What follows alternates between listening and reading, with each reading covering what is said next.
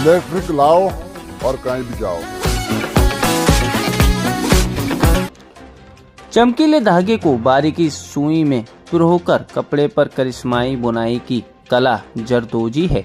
जरदोजी का काम करने वाले कारीगर जिस चीज को भी अपने हुनर से निखारते उसे रूहदार बना देते हैं।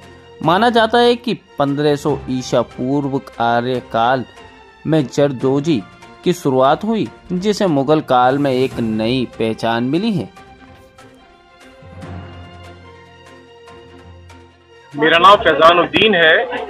मैं इसमें एक चीज जरूर जोड़ना चाहूंगा कि पूरे भारत में सिर्फ आगरा एक ऐसा शहर है जहां पे 10,000 से ज्यादा इस काम के करने वाले कारीगर हैं। लॉकडाउन के बाद पूरे भारत के अंदर जहां जहां जरदोजी होती थी, चाहे वो लखनऊ हो, चाहे वो रामपुर हो, फर्रुखाबाद हो, सब जगह से उसके कारीगर खत्म हो चुके हैं। आगरा के अंदर अभी भी 10,000 से ज्यादा कारीगर हैं।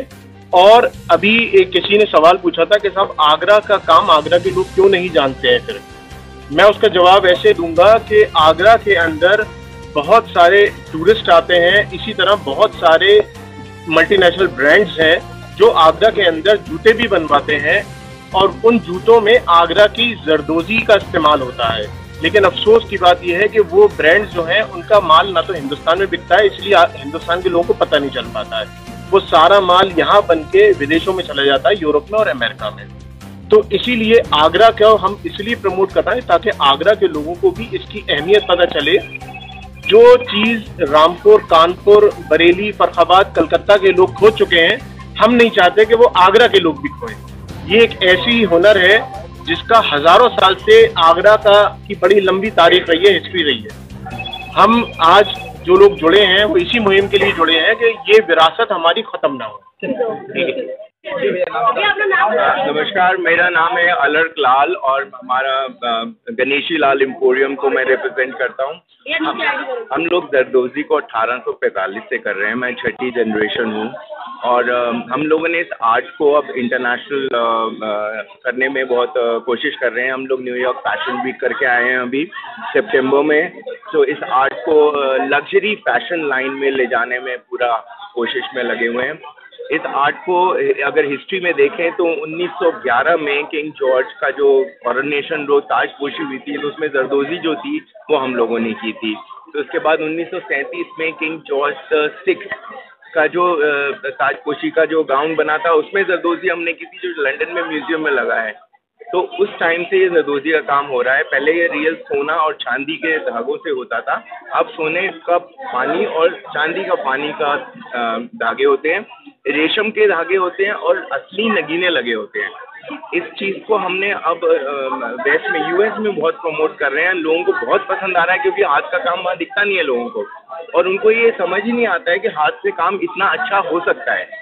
तो बहुत भावुक होते हैं लोग। अब हम चाह रहे हैं कि वहाँ से जो हमने वहाँ पर इसको प्रमोट करके जो लोगों का विश्वास जीता है, वो हम आगरा में भी लोगों को दिखाएं कि ये काम खाली दीवारों के लिए नहीं है, खाली राजा महाराजों के लिए नहीं है, ये हम अपने रोज के मर्रा में भी उसको यूज कर सकते हैं और फैशन लाइन में यूज कर सकते हैं।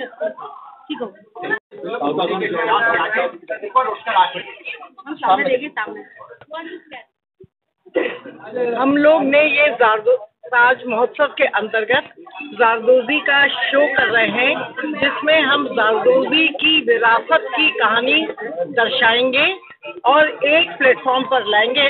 सब एकत्रित हुए हैं, कलाकार, कला प्रेमी, जितने भी आगरे के लोग हैं, वो एक प्लेटफॉर्म पर एक उद्देश्य से एकत्रित हुए हैं कि हमें जरदोजी को आगरे की पहचान बनानी है, जो कि विस्मृत होती गई है। कहीं भी आगरे का नाम जरदोजी से जुड़ा नहीं है। ये जो जरदोजी है वो हमारे आगरे से ही पनपी है। यहीं पर 10 से 15 हज़ार कारीगर हैं, यहीं लाखों परिवार जुड़े हुए हैं। यही वो परिवार हैं जो कि 6 दशक से इस पर काम कर रहे हैं और ये यहीं पर पली है, बड़ी हुई है। यहाँ के ही लोगों ने इसकी सुरक्षा करी है, इसका संवर्धन करा है, यहीं ये पुष्पित और पल्लवित हुई है। तो हम इसको वही पहचान देना चाहते हैं इस शो के माध्यम से, इस विरासत फाउंडेशन के माध्यम से, जिसमें हम लोग सब कलाकार और उद्यमी और आगरा के वासी सब इकट्ठे हुए हैं, जो कि चिकन को लखनऊ में जो अहमियत मिली है, हम ज़ारदोज़ी को अपनी कला को जिसने दुनिया में एक स्थान बनाया है और जगह स्थान बनाया है, बट आगरे से ही विस्मृत हो चुकी है, उसको हम पहचान देंगे।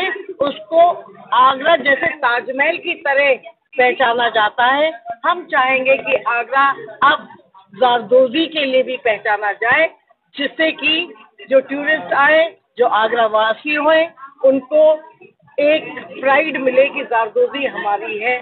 यहाँ हम उससे अपॉर्चुनिटीज़ भी देंगे, विरासत से विकास की, और ये हमारे प्रधानमंत्री जी का भी नारा है। इसी नारे को हम आगे बढ़ाएंगे, स्किल डेवलपमेंट देंगे, बिजनेस अपॉर्चुनिटीज़ देंगे, कला को बढ़ाएंगे, और उसके संग संग हम सबका विकास होगा। सबका विकास, सबका साथ, ये हमारा उद्देश्य।